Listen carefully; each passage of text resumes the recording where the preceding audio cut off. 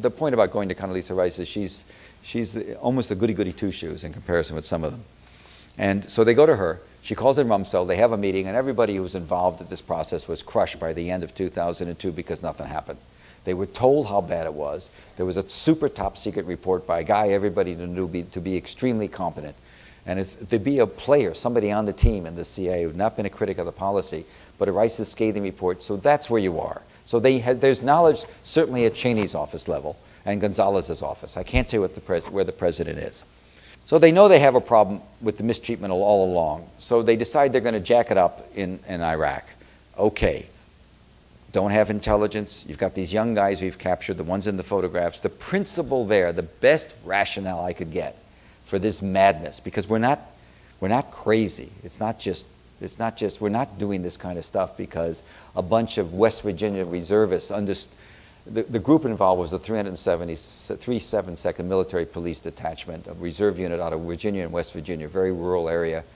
One of the kids that was convicted, you saw those kids, we're not talking about people, you know, they were in the reserves to get money maybe to take care of their baby or to get to beauty school. One ran a night pizza shop. You know, this was a very rural West Virginia and Virginia, hard scrabble part company, and they weren't military police in the sense that they were trained as policemen. They were trained as traffic cops. Their expertise was monitoring traffic, and they were sent to Iraq to do traffic. They were suddenly, in the end of the summer, given a couple of weeks, I don't think it was more than that, of training and being prisoner guards and sent to this hot prison. And so the idea was to get these guys and photograph them. This is a society, the Arab society, run by shame. We live on guilt. Guilt does it for us. They do it by shame. And the idea of photographing a man naked and forcing him to masturbate himself, simulate homosexual sex, and again, pass the pictures around, have women there going thumbs up and thumbs down. The intellectual idea, if that's the word, I shouldn't even say that, the idea, the thought process was, we're going to tell these guys in their society, those photographs end their life. That's the end. The shame element is so acute there.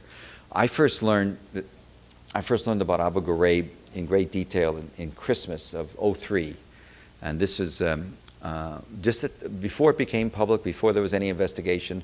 I was in Damascus interviewing. I spent a long 3 or 4 days with a very high-level Iraqi general who was not pro-West, really. Not, you know, he worked for Saddam, but he was somebody who worked very closely with the UN, and the UN guys thought he was great, and we got him out of the country.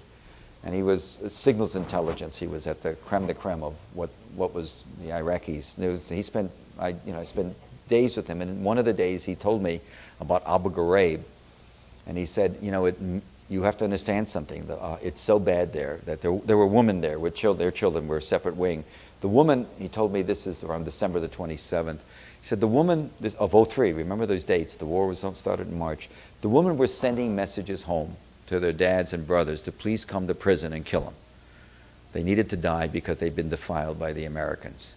And, you know, I'm not talking about rape, just GIs get horny, they play grab ass, they don't have much sense of the culture.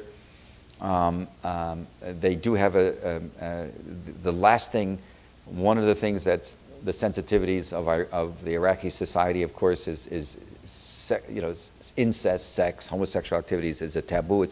It's mentioned specifically in the Quran as something that is to be not tolerated. And this whole sexual idea, the idea of using sex to break down a prisoner or to get something on him, is something nobody from the 372nd Military Police Detachment knew from their extensive reading of the culture of the Middle East. Okay? Let's just leave it at that. The idea was get photographs, go to these kids and say, look at this. Here you are with an erection and a woman, an American soldier making fun of you. We're going to send this to everybody you went to school with unless you go home, find the insurgency, join it, and talk to us about it. That makes sense to me. I've been told that by people. I've never seen it written.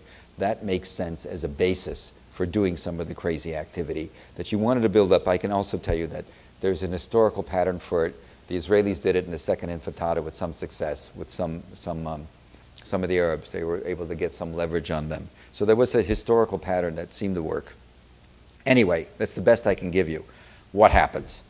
For 4 months, the hijinks go on. Start in September, October, November, December, and January. Nobody stops it. Everybody goes through the prison. General Sanchez, the 3-star general in charge, who with General Franks, probably the 2 worst American generals we've had ever.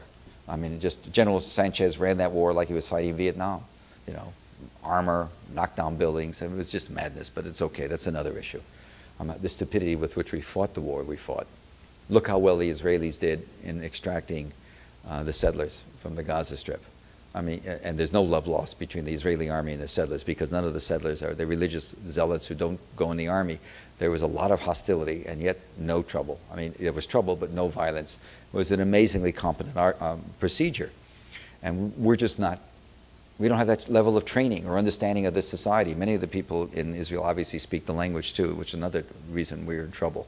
We have no language skills. Anyway, so in January, the games go on. Everybody knows about the games, what they're doing. In January, one of the kids in the unit goes in, a kid named Darby, sort of a malcontent, overweight, wasn't part of the in crowd, sort of like Army's like high school, I guess, junior high school. He goes in and he blows the whistle. He gives the Army investigators this CD with all the photographs in it and all the stuff that they were all passing the stuff around. All these photographs you saw were being passed around to everybody in the unit.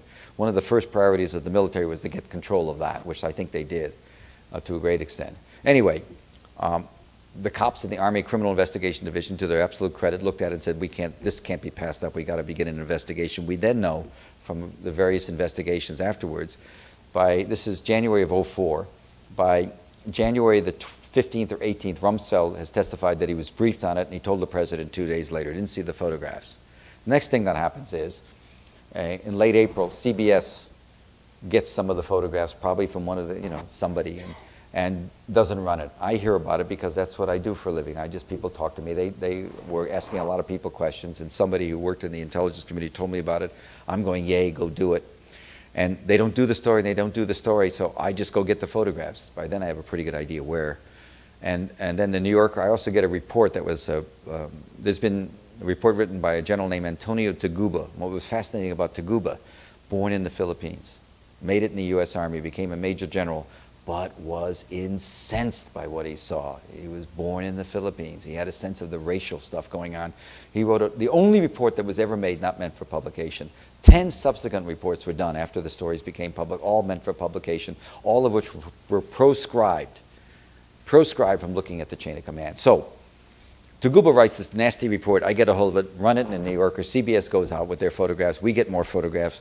The story's off and running. What happens in the White House? Shock. The president says, I'm against terror. Everybody knows it. Gonzalez says, we didn't support this. Condoleezza Rice brings in the reporters, and at a briefing, there was a transcription made of the briefing, and she said, the president made it clear he was against this kind of treatment. I guess the Army, she said, didn't get the message. She really used that language in May.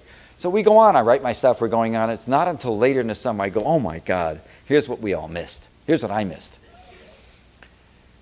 It's what you can't see.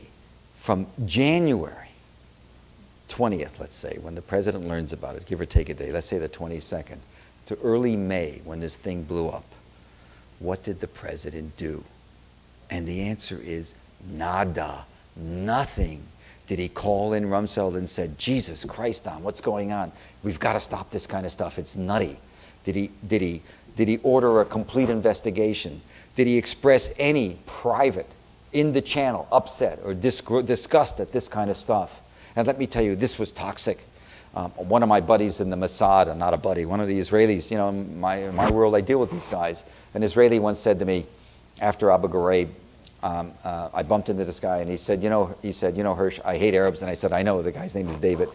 And he said, I know. He said, I hate Palestinians, I hate Arabs, but I got to tell you something.